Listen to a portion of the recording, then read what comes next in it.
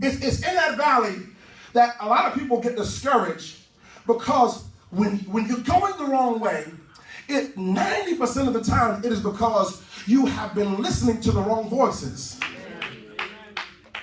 When discouragement comes, and a person is discouraged, because discouragement doesn't always mean that you cry. But when people are discouraged, they make horrible decisions. You do things that you never thought you would do. You start saying things that you thought you'd never say, and you start acting in a behavior that is not even your character. Maybe I have one witness in the place. This is what discouragement does. So watch this. You have voices that talk to you, all right? You have the voices sometimes of your family that doesn't understand sometimes that God is working something in you and at the same time working something out of you. So people will try to discredit what God's saying and doing in you because they don't understand the path that God's taking you down. So many times you can get easily discouraged by somebody saying to you, you go to that church, but it don't mean nothing for you because you still gonna be the same old Jan we grew up with over here on 5th Crenshaw. Y'all ain't gonna talk to me. You're gonna be the same person. If we get you angry enough, you'll cuss all us out. See, people have a way of trying to discredit what God has been doing in you. But you cannot allow the voices of people, not even family members, to stop what God is. Do I have a witness that knows that God's doing something in me? I can't even explain all of it. All I know is that maybe last week I cussed 15 times, this week I cussed twice, but God is working me up out of something. I had a crazy thought last week. This week I had a crazy thought, but I almost went backward, but God pulled me. Somebody said, God's doing something in me. What you don't understand is that at the same time while God is working on you, he's also working on your stuff. So God's taking care of problems. At the same time, he's taking care of your mind. Help me. God's working on your situation. At the same time, he's taking care of your attitude. And so you have family. Sometimes you got friends. You got people who hate to see you move forward. You have people who hate to see you grow. You have people who hate to see you evolve into who God's making you. So sometimes even friends will look at you and say, oh, you think you're cute now because you go to church. You think you're cute now because you got God. Now you want to take a play day without me. See, the problem is that I took too many play days for you.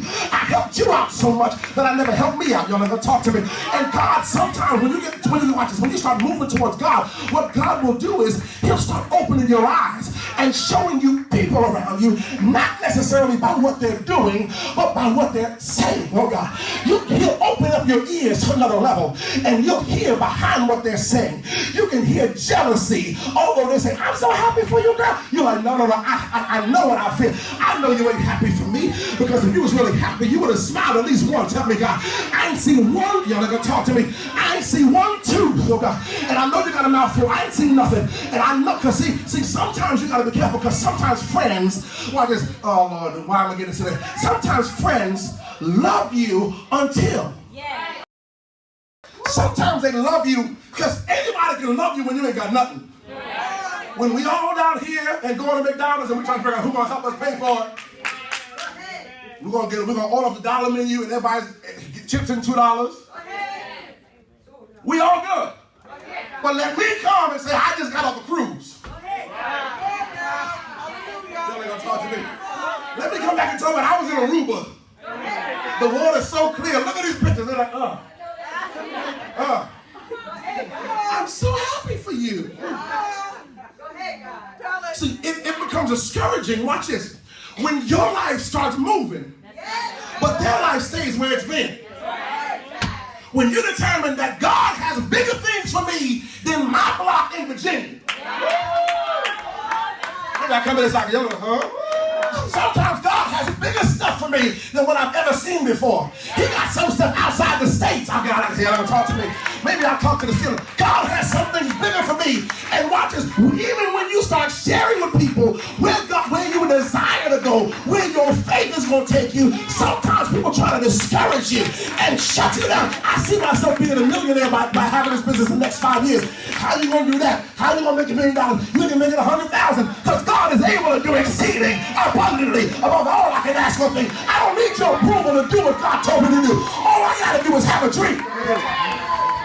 Do I have anybody here that at least has one dream? You might not have a whole plethora of dreams, but baby, hold on to the one dream. Hold on to the one thing that God's told you. If God showed you traveling, buy your bags now. Don't you wait till you go. Y'all ain't gonna help me. I ain't got a passport. Buy the bags. Y'all ain't gonna tell you. I don't have a plane ticket. Buy the bags. Help me, God. I don't have an itinerary. Buy the bags. Because you got to plant somewhere in order for God to water something. And if you don't plant, God can't water. You will never see increase. But there's at least 15 of us in the room today that are ready for God to do what he promised. Maybe I'm preaching to just 2 women, 2 brothers today. But I want you to know God is about to do what he said. You don't have to believe it. You can be a hater. But guess what? Hate while I move.